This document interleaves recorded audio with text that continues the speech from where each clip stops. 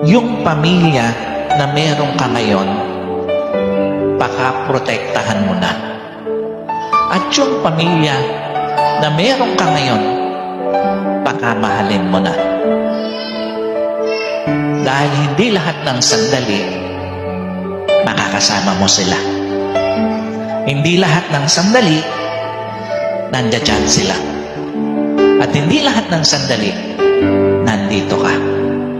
Time will come, sasauli natin yung pamilya na pansamantalang pinahiram sa atin ng Panginoon.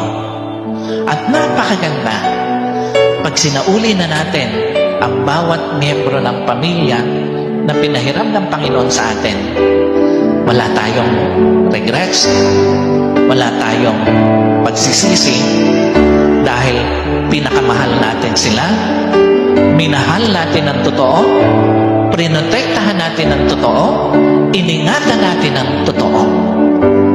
Dahil yan ang totoong essence at dahilan bakit nasa loob ka ng isang pamilya ngayon na binigay ng Diyos sa iyo.